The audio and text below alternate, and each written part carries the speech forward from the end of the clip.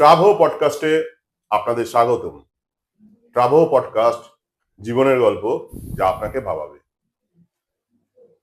এতদিন আপনারা দেখেছেন আমাদের অতিথি হয়ে এসছেন বিখ্যাত ডাক্তার, ইঞ্জিনিয়ার, লয়ার এবং বিশিষ্ট মানুষেরা।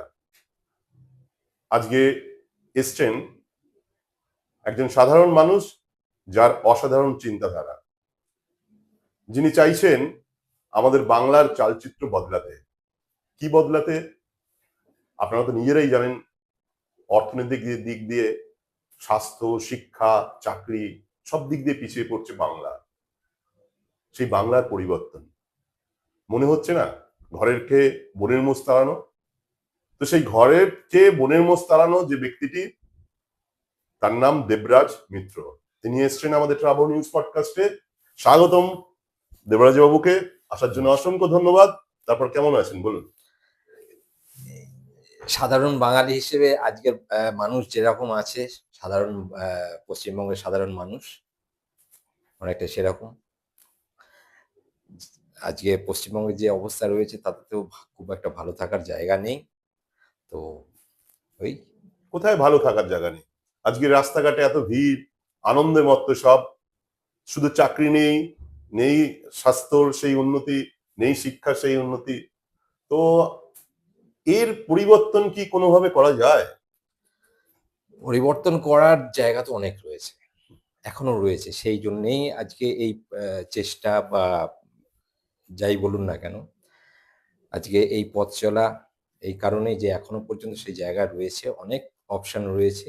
সেই কারণেই একবার চেষ্টা করে তো দেখাই যেতে পারে। আর সব থেকে বড় কথা হচ্ছে যে আমরা বাংলায় থাকি, বেঙ্গল। এর এখনো পর্যন্ত এর এখন মানে ওই যে বলে না কথায় যে মরা হাতির দাম লাখ টাকা, এর নাম বেঙ্গল। তো অনেক জায়গা রয়েছে। আজকে আমরা যদিও দেখি যে যে পরিস্থিতি রয়েছে, হয়তো আমাদের সাধারণ বুদ্ধিতে মনে হয় যে এখান থেকে হয়তো আর বেরোতে পারবো না। ঘুরে দাঁড়ানোর কোনো জায়গা নেই, কিন্তু তা নয়। এখনো অনেক জায়গা রয়েছে, এখনো অনেক রাস্তা রয়েছে এখান থেকে বেরিয়ে আসার, এই অন্ধকার থেকে বেরিয়ে আসার। কিন্তু সেই রাস্তাগুলো খুঁজে নেওয়া, সেই রাস্তাগুলোকে দেখে সবাইকে একসাথে করে নিয়ে এগিয়ে যাওয়ার যে মানে পরিকল্পনা। পরিকল্পনা, সেই পরিকল্পনা কারোর মধ্যে নেই, বা সেই টেন্ডেন্সি বা সেই ইচ্ছাও কারোর মধ্যে নেই। আপনি বলছিলেন মিশন 10 ইয়ার্স। আপনি বলছিলেন 2026 থেকে 36 এর মধ্যে 10 বছরে আমাদের বাংলার চালচিত্র বদলানো যাবে। সেটা কিভাবে যদি আমাদের দর্শকদের বলেন? যারা 34 বছর ছিল, আজকে 34 বছর সিপিএম এর কথা বলছেন আপনি, 34 বছর ছিল। 34 বছর থাকার ফলে বেঙ্গল কোথা থেকে কোথায় গেছে। সত্যি কথা বলতে কি, আজকে সিপিএম এর লোকেরা অনেক বড় বড় কথা বলে, ঠিক আছে, বাট সেই অর্থে দেখতে গেলে আজকে স্বাধীনতা, সত্যি কথা বলতে কি যে স্বাধীনতার পর থেকেই আমাদের ব্রিটিশরা যখন চলে গেছে, ওদের যা ক্ষতি করার ছিল করে দিয়ে চলে গেছিল। কিন্তু তখনও পর্যন্ত আমাদের কাছে এমন অপশন ছিল যেগুলোকে, এত কিছু ছিল, যা কিছু রেখে গেছিল সেগুলোকে যদি আমরা ঠিকঠাক করে লালন পালন করতে পারতাম, সেগুলোকে যদি আমরা ধরে রাখতে পারতাম, তাহলে কিন্তু আজ আমাদের এই অবস্থা হয় না। যখন ব্রিটিশরা যায় তখন সর্বভারতীয় মানে ভারতের জিডিপিতে বেঙ্গলের কন্ট্রিবিউশন 25%-এর আশেপাশে ছিল। সেইখান থেকে সিপিএম এর 34 বছর, তারপরে বর্তমান এই 14-15 বছর, আজকের দিনে দাঁড়িয়ে বেঙ্গলের জিডিপি 5%-এর কাছাকাছি। কত উন্নতি হয়েছে দেখতেই পাচ্ছেন। তো এখন হয় কি যে যে রাজনৈতিক দলগুলো রয়েছে তারা একে অন্যকে দোষারোপ করার রাজনীতি করছে। এখান থেকে আজকে সামনেই তো ভোট। তো এই যে দলগুলো রয়েছে এদের ইস্যুগুলো শুনবেন, সেখান থেকেই বুঝতে পারবেন একে অন্যকে দোষারোপ করা ছাড়া আর কোনো ইস্যু কিন্তু নেই। সত্যি কথা বলতে কি যে যা হবার হয়ে গেছে, যা ক্ষতি হবার হয়ে গেছে, এখান থেকে ঘুরে দাঁড়ানোর কোনো পরিকল্পনা বা প্ল্যান, এইসব নিয়ে কাউকে কথা বলতে যদি, কথা বলার মানসিকতা বা ইচ্ছা কারণ নেই। সব থেকে বড় কথা, এই ধরনের কথা বলতে গেলে ভেতরে কিছু থাকতে হবে, কিছু আপনার মধ্যে যদি সেরকম কোনো পরিকল্পনা বা প্ল্যানিং কিছু থাকে, তাহলেই কিন্তু আপনি এই ধরনের কথা বলতে পারবেন। তো আজকে যারা ওরা পারেনি বলে যে আর কোনোদিন সম্ভব নয় বা কেউ পারবে না, এরকম কোনো ব্যাপার নেই। আজকে এখনো পর্যন্ত আমাদের কাছে সে অপশন আছে, অনেক সুযোগ আছে। এখান থেকে খুব তাড়াতাড়ি আগামী 10 বছর যথেষ্ট। মিশন 10 2026 থেকে 2036 পর্যন্ত আপনি বলছেন মিশন 10 বা 36। তো আপনি বলছেন 10 বছরের মধ্যে আমাদের পশ্চিমবাংলার চালচিত্র পুরো বদলে যাবে আপনার অনুযায়ী, যে স্টেপ বাই স্টেপ করলে। তো সেটা যদি আপনি বলেন, কি মানে কি করতে চাইছেন এর মধ্যে? 10 বছরে কি করতে চাইছেন? আপনি কি পরিবর্তন আনতে চান? যে এই যে শিক্ষার এই অবস্থা, বা এই আমাদের অর্থনৈতিক অবস্থা, এখানে কলকারখানা বন্ধ হয়ে যাচ্ছে, কর্মসংস্থান নেই, এগুলো কি পরিবর্তন হতে পারে? দেখুন, আজকে সবথেকে বড়, আজ পশ্চিমবঙ্গের যে রাজ্যটাকে যদি দেখেন, রাজ্যটা হাজার একটা সমস্যায় জর্জরিত। কিন্তু এই প্রত্যেকটা সমস্যার যদি আপনি গভীরে যান, তাহলে দেখবেন মূল সমস্যা কিন্তু আমাদের, প্রধান সমস্যা বলতে একটা, সেটা হচ্ছে আমাদের রাজ্যের অর্থনৈতিক অবস্থা। আজকে রাজ্যের অর্থনীতিটাকে যদি শুধরে দেওয়া যায়, হুম। তাহলে কিন্তু 90% সমস্যার সমাধান। হুম। এটা তো ঠিক যে পকেটে টাকা থাকলে প্রায় প্রত্যেকটা সমস্যার সমাধান ইজিলি করে ফেলা যায়। তো রাজ্যের সব থেকে আমাদের যেটা প্রয়োজন, সেটা হচ্ছে রাজ্যের অর্থনৈতিক অবস্থাটাকে এখান থেকে যদি ঘুরে দাঁড়াতে হয়, তাহলে সব থেকে প্রধান যে কাজটা আমাদের করতে হবে, সেটা হচ্ছে আমাদের রাজ্যের অর্থনীতিটাকে নিয়ে ভাবতে হবে। ভাবতে হবে। একটা টাইম ছিল যখন বেঙ্গল ছিল আহ, আহ, ভাবতো আজকে, আর সারা ভারতবর্ষ ভাবতো পরে। বেঙ্গল সমৃদ্ধ ছিল, সমৃদ্ধিশালী ছিল সমৃদ্ধ ছিল। সব দিক দিয়ে, হ্যাঁ। শিক্ষা, স্বাস্থ্য, তো অর্থনীতি। সেই তো সেই জায়গা থেকে যদি আবার সেই জায়গায় ঘুরে আসতে হয়, তাহলে আমাদের সব থেকে আগে যেটা করতে হবে, রাজ্যের এই অর্থনৈতিক অবস্থাটাকে পরিবর্তন করতে হবে। আর তার জন্য এখনো অনেক রাস্তা রয়েছে, অনেক রাস্তা রয়েছে। একটা রাস্তার কথা বলুন। রাস্তা তো অনেক রয়েছে, কিন্তু একটা সবচেয়ে বিকল্প। সব থেকে সহজ এবং দ্রুততম রাস্তা যেটা, সেটা হচ্ছে শিল্প। শিল্প। রাজ্যে আজকে শিল্পের অবস্থা নিয়ে আপনাদের নতুন করে বলার কিছু একদম। নেই। শিল্প আহ, আজকে বন্ধ হয়ে যাচ্ছে, একটার পর একটা বন্ধ হয়ে যাচ্ছে কলকারখানা, নতুন ইন্ডাস্ট্রি আসছে না। একদম। আর নতুন আশা তো দূরের কথা, যেগুলো ছিল সেগুলো সেগুলো সব এক বন্ধ এক হয়ে করে যাচ্ছে। সব শেষ হয়ে গেছে। সেটাকে আমাদের বাড়াতে হবে। এইবার ব্যাপারটা হচ্ছে যে সব থেকে দ্রুত, মানে সব থেকে তাড়াতাড়ি যদি এই অবস্থা থেকে বেরিয়ে আসতে হয়, আমাদের কাছে সব থেকে বড় অপশন হচ্ছে শিল্প। শিল্প রাজ্যে যতদিন না শিল্প আসছে, ততদিন কিছু করা সম্ভব নয়। সম্ভব। আর শিল্প আনতে গেলে রাজ্যের আজকের যে পরিস্থিতিটা হয়ে রয়েছে না, এই অবস্থা থেকে শিল্প কিন্তু সহজে আসবে না। আসবে। আজকে আপনারা তো দেখছেন যে প্রতি বছর নিয়ম করে শিল্প সম্মেলন হচ্ছে হুম। আজকে এত বছর ধরে, অথচ একটা ইনভেস্টমেন্ট এসছে, না, একটা শিল্প এসেছে একদম দেখাতে আসেনি। পারবে? না, আসেনি। উল্টে বন্ধ হয়ে গেছে। উল্টে বন্ধ হয়ে গেছে। তো রাজ্যের শিল্প আজকে এত বছর হয়ে গেল, কোনো ইনভেস্টমেন্ট আসেনি। আসেনি, তার অনেক কারণ রয়েছে। প্রথম কারণ হচ্ছে যে দেখুন, আজকে মানুষ যারা, আপনি রাজ্যের মুখ্যমন্ত্রী হয়ে, রাজ্যের মন্ত্রী হয়ে সাধারণ জনগণকে বোকা বানাতে পারবেন, কিন্তু ওই বড় বড় বাঘা বাঘা ইন্ডাস্ট্রিয়ালিস্টদের কিন্তু আপনি বোকা বানাতে না, পারবেন না। একদমই না। ঠিক কথা। তো আপনি ওই প্রতি বছর বছর ওই সম্মেলন টম্মেলন হচ্ছে, হাজার শয়ে শয়ে কোটি টাকা স্বাভাবিক। নষ্ট হচ্ছে, আদৌ কাজের কাজ আর কিছু কিছুই হচ্ছে না। হচ্ছে না। বিদেশে যাচ্ছে, শুধু হ্যাঁ, ওই আর কি যে শুধুমাত্র মুখের শুকনো বিজনেস সামিট হচ্ছে, প্রতিশ্রুতি ছাড়া, কোটি কোটি টাকা খরচা করে প্রতিশ্রুতি ছাড়া কাজের কাজ কিছু কিছুই কাজ হচ্ছে হচ্ছে না। না। তো এই জায়গা থেকে যদি ঘুরে আসতে হয়, হুম। প্রপারলি যদি কিছু করতে হয়, তার জন্য সবার আগে আজকে 34 বছর ধরে বামফ্রন্ট যা করে গেছে, তারপরে সেখানে তো আমাদের কবর তো খোঁড়া হয়েই ঘোড়াই গেছিল। হয়ে গেছে। তারপরে লাস্ট যে 14 বছরে আমাদের কফিনের শেষ পেরেকটা কিন্তু ওই মমতা ব্যানার্জি পুঁতে দিয়ে গেছিলেন, ওই টাটাকে তাড়িয়ে। ন্যানো যে ফ্যাক্টরিটা এক্স্যাক্টলি। সিঙ্গুরে, হ্যাঁ। সেখানে আজকে তো চাষও হচ্ছে না। আজকে হুম।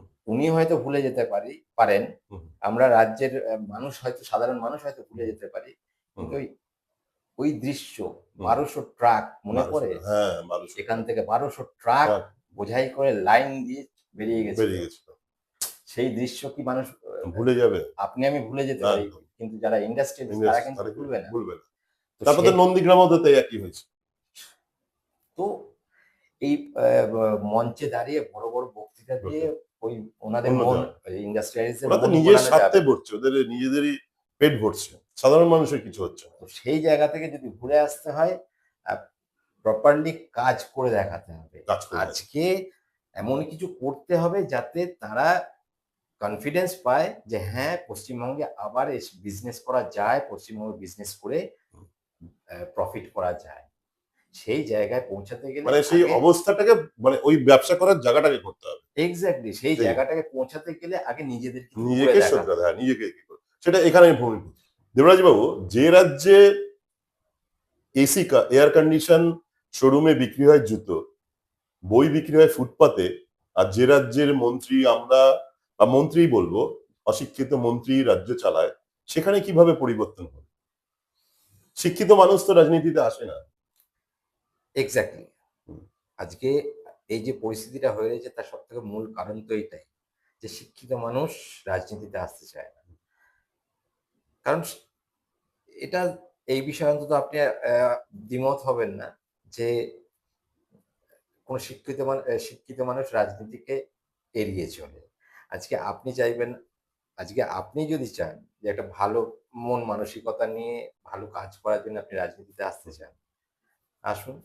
আপনি টিকতে পারবেন না। আপনি, প্রথম কথা হচ্ছে আপনাকে আপনি জায়গা পাবেন না। দ্বিতীয় কথা হচ্ছে আপনি কোনো ভালো কাজ করতে চাইলে করার যোগ্যতা থাকলেও আপনি করতে পারবেন করতে না। পারবো। কারণ আপনাকে করতে দেওয়া হবে না।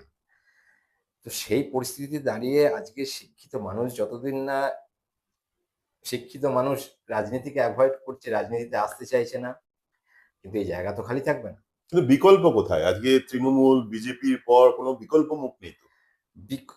সবথেকে বড় কথা, আজকের মানুষ রাজ্যের বিশেষ করে শিক্ষিত সম্প্রদায়ের মানুষকে আপনি যদি দেখেন, সত্যিই তারা খুব কনফিউজড, তারা দ্বিধাগ্রস্ত যে এক্স্যাক্টলি মানে ওই সিপিএম, বিজেপি বা তৃণমূল ছাড়া হুম। অন্য কোনো অপশন নেই, বিকল্প নেই। বিকল্প নেই। তো হচ্ছে কি যে আজকে শিক্ষিত সম্প্রদায়ের মানুষ তৃণমূলকেও, আমি যতদূর মনে করি যে তৃণমূলকে পছন্দ করে না। কিন্তু যখন ভোট আসে, ভোট তো দিতেই হবে। তখন তারা কি করবে?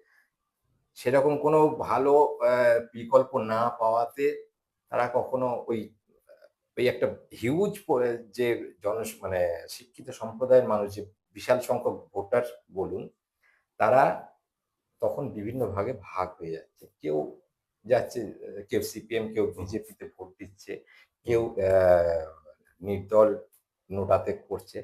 তো যার ফলে হচ্ছে কি, এই যে বিশাল একটা সংখ্যা, এটা যখন ভাগ হয়ে যায় তখন এই এর আমাদের মতামতের কোনো মূল্য থাকে না। তো তখন ওই হয় কি যে ওই একটা শ্রেণীর একচেটিয়া ভোটটা তখন ম্যাটার করে চলে যায়। তো আজকে শিক্ষিত মানুষ যদি আবার রাজনীতিতে আসে, তবেই গিয়ে এই পরিবর্তন হতে পারে, হওয়া সম্ভব। বেকারত্বের জ্বালা আজকে পরিযায়ী শ্রমিক, এই দুটো পশ্চিমবাংলার অর্থনীতি কি অবস্থায় আছে সেটা বুঝিয়ে দেয়।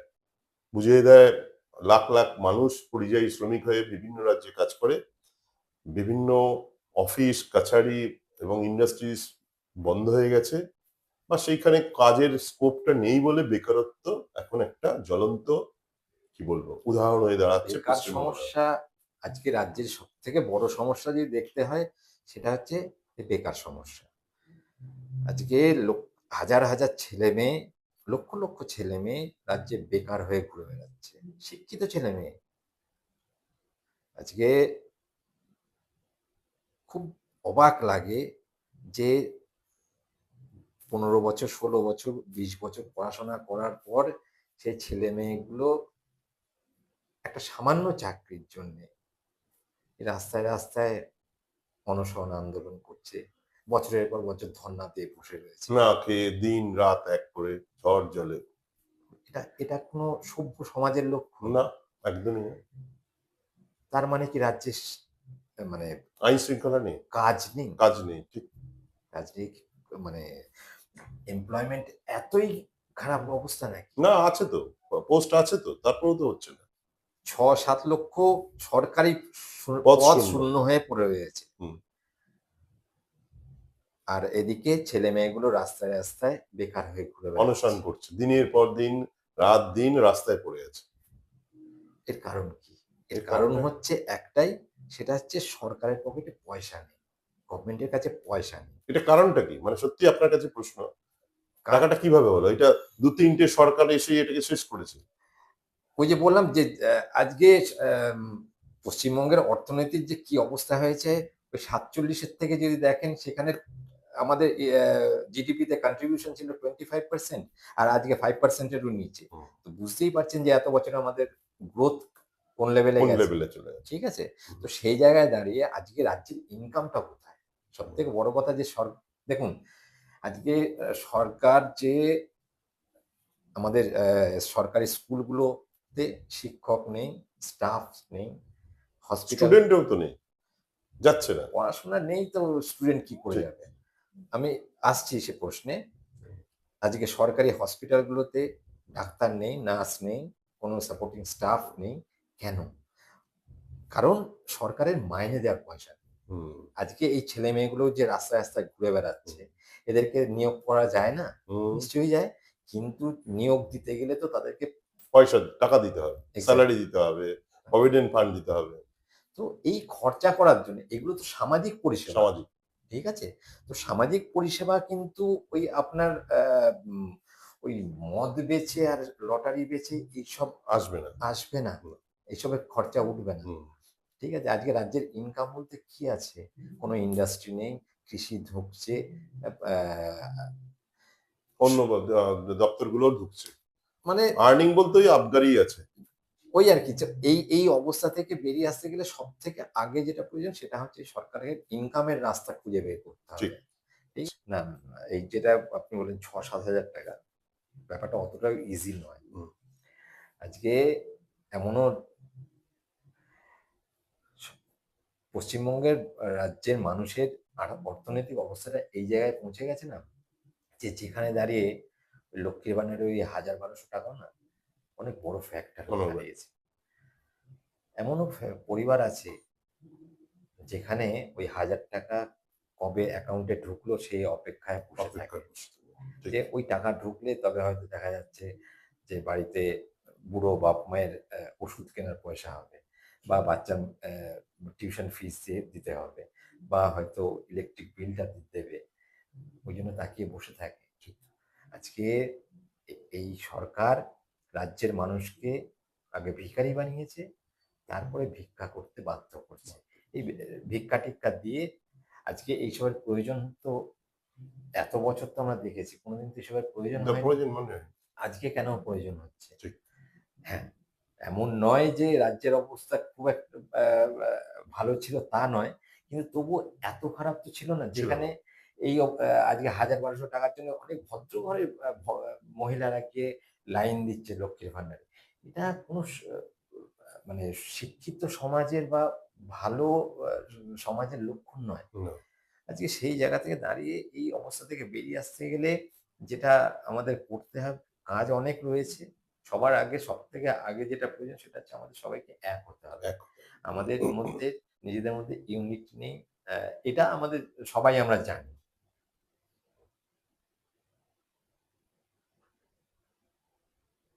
বেকারত্বের জ্বালা আজকে পরিযায়ী শ্রমিক এই দুটো পশ্চিমবাংলার অর্থনীতি কি অবস্থায় আছে সেটা বুঝিয়ে দেয়। বুঝিয়ে দেয় লাখ লাখ মানুষ পরিযায়ী শ্রমিক হয়ে বিভিন্ন রাজ্যে কাজ করে।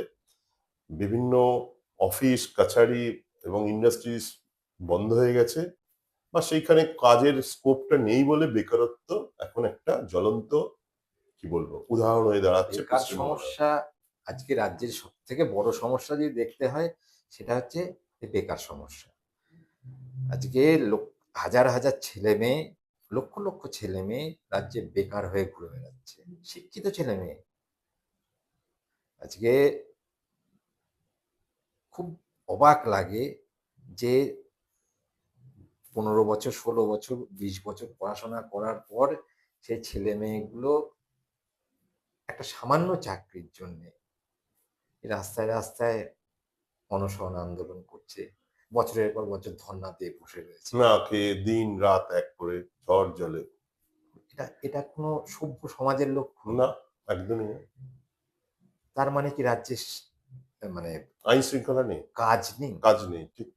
কাজ নেই, মানে এমপ্লয়মেন্ট এতই খারাপ অবস্থা নাকি? না, আছে তো, পোস্ট আছে তো, তারপরেও তো হচ্ছে না। 6-7 লক্ষ সরকারি পদ পদ শূন্য। শূন্য হয়ে পড়ে রয়েছে। হুম।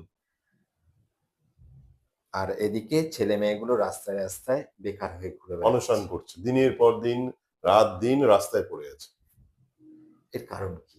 এর এর কারণ কারণটা হচ্ছে একটাই, সেটা হচ্ছে সরকারের পকেটে পয়সা নেই। গভর্নমেন্টের কাছে পয়সা নেই। এটা কারণটা কি? মানে সত্যি আপনার কাছে প্রশ্ন, কা টাকাটা কিভাবে হলো? এটা ২-৩টে সরকার এসে এটাকে শেষ করেছে। ওই যে বললাম যে আজকে আম পশ্চিমবঙ্গের অর্থনীতির যে কি অবস্থা হয়েছে, ওই ৪৭ এর থেকে যদি দেখেন সেখানে আমাদের জিডিপিতে কন্ট্রিবিউশন ছিল 25% আর আজকে 5% এরও নিচে। হুম। তো বুঝতেই পারছেন যে এত বছরে আমাদের গ্রোথ কোন লেভেলে কোন গেছে। লেভেলে চলে গেছে। ঠিক আছে? হুম। তো সেই জায়গায় দাঁড়িয়ে আজকে রাজ্যের ইনকামটা কোথায়? হুম। সবথেকে বড় কথা যে দেখুন আজকে সরকার যে আমাদের সরকারি স্কুলগুলোতে শিক্ষক নেই, স্টাফ নেই, হসপিটাল স্টুডেন্টও তো নেই, যাচ্ছে না। পড়াশোনা নেই তো স্টুডেন্ট কি করে ঠিক। যাবে? আমি আসছি সে প্রশ্নে। আজকে সরকারি হসপিটালগুলোতে ডাক্তার নেই, নার্স নেই, কোনো সাপোর্টিং স্টাফ নেই। কেন? কারণ সরকারের মাইনে দেওয়ার পয়সা নেই। হুম। আজকে এই ছেলে-মেয়েগুলো যে রাস্তায়, রাস্তায় ঘুরে বেড়াচ্ছে, এদেরকে নিয়োগ করা যায় না? হুম। নিশ্চয়ই যায়। কিন্তু নিয়োগ দিতে গেলে তো তাদেরকে পয়সা, টাকা দিতে হবে, স্যালারি এক্সাক্টলি। দিতে হবে, প্রভিডেন্ট ফান্ড দিতে হবে। তো এই খরচা করার জন্য এগুলো তো সামাজিক পরিষেবা। সামাজিক। ঠিক আছে? তো সামাজিক পরিষেবা কিন্তু ওই আপনার ওই মদ বেচে আর লটারি বেচে এইসব আসবে না। আসবে না। হুম। এসবের খরচা উঠবে না। হুম। ঠিক আছে? আজকে রাজ্যের ইনকাম বলতে কি আছে? কোনো ইন্ডাস্ট্রি নেই, কৃষি ধুঁকছে, আ অন্য দপ্তরগুলো ঢুকছে। মানে আর্নিং বলতে ওই আবগারি আছে। ওই আরকি এই অবস্থা থেকে বেরিয়ে আসতে গেলে সবথেকে আগে যেটা প্রয়োজন সেটা হচ্ছে সরকারের ইনকামের রাস্তা খুঁজে বের করতে ঠিক। হবে। ঠিক আছে? ওই অ্যা দেখুন, আজ সরকার চাকরি দিতে পারে না, তাই ওই ভাতা দেয়। আ সরকারের কাছে চাকরি দেয়ার এক চাকরি সেকেন্ড, এক দেওয়ার সেকেন্ড। যে অবস্থাগুলো রয়েছে, সেখান থেকে কি হয় যে আজকে ভাতা ঠিকই বলেছেন। আজকে লক্ষ্মীর ভান্ডার থেকে আরম্ভ করে, স্বাস্থ্যসাথী কার্ড থেকে আরম্ভ করে একটার পর একটা কাজ না করিয়ে পয়সা দিচ্ছে। যার ফলে মানুষগুলো কি হচ্ছে কর্ম থেকে মানে স্যার কাজ না করেই পেয়ে যাচ্ছে তো। এটা আপনি কি বলবেন? যে আপনি এই যে বললেন যে শিক্ষা, স্বাস্থ্য সব জায়গায়। তো সেই লক্ষ্মীর ভান্ডারের কাজও কৃষি তারপরে আরো কিছু, কিছু ভাতা আছে। বার্ধক্য ভাতা দিয়ে একটা মানুষ লক্ষ্য করে দেখছে ৬-৭ হাজার টাকা পেয়ে যাচ্ছে। তাহলে সে কাজকর্ম কেন করবে? আর সেই টাকাটা কোথা থেকে আসছে? না উন্নয়নের যে তহবিলের যে টাকাটা সেটাই খরচা হচ্ছে। না, না, না। এই যেটা আপনি বললেন ৬-৭ হাজার টাকা, ব্যাপারটা অতটাও ইজি নয়। হুম। আজকে এমনও স পশ্চিমবঙ্গের রাজ্যের মানুষের অর্থনৈতিক অবস্থাটা এই জায়গায় পৌঁছে গেছে না, যে যেখানে দাঁড়িয়ে লক্ষ্মীর ভান্ডারের ওই ১,০০০-১,২০০ টাকাও না অনেক বড় ফ্যাক্টর হয়ে ধন্যবাদ। দাঁড়িয়েছে। এমনও পরিবার আছে যেখানে ওই ১,০০০ টাকা কবে অ্যাকাউন্টে ঢুকলো সেই অপেক্ষায় বসে থাকে। অপেক্ষায় বসে থাকবো। ঠিক। যে ওই টাকা ঢুকলে তবে হয়তো দেখা যাচ্ছে যে বাড়িতে বুড়ো বাপ-মায়ের ওষুধ কেনার পয়সা হবে বা বাচ্চার টিউশন ফিস দিতে হবে বা হয়তো ইলেকট্রিক বিলটা দেবে। ওই জন্য তাকিয়ে বসে থাকে। আজকে এই সরকার রাজ্যের মানুষকে আগে ভিখারি বানিয়েছে, তারপরে ভিক্ষা করতে বাধ্য করছে। এই ভিক্ষা-টিক্ষা দিয়ে আজকে এইসবের প্রয়োজন তো এত বছর তো আমরা দেখেছি। কোনদিন তো এসবের প্রয়োজন যা হয়নি। প্রয়োজন মনে হয়। আজকে কেন প্রয়োজন হচ্ছে? ঠিক। হ্যাঁ, এমন নয় যে রাজ্যের অবস্থা খুব একটা আ আ ভালো ছিল তা নয়। কিন্তু তবুও এত খারাপ তো ছিল না। ছিল যেখানে না। এই আজকে ১,০০০-১,২০০ টাকার জন্য অনেক ভদ্র ঘরের মহিলারা গিয়ে লাইন দিচ্ছে লক্ষ্মীর ভান্ডারে। এটা কোনো মানে শিক্ষিত সমাজের বা ভালো আহ, সমাজের লক্ষণ নয়। না, আজকে সেই জায়গা থেকে দাঁড়িয়ে এই অবস্থা থেকে বেরিয়ে আসতে গেলে যেটা আমাদের করতে হবে, কাজ অনেক রয়েছে। সবার আগে, সব থেকে আগে যেটা প্রয়োজন সেটা হচ্ছে আমাদের সবাইকে এক হতে হবে। এক আমাদের মধ্যে নিজেদের মধ্যে ইউনিট নেই, এটা আমাদের সবাই আমরা জানি।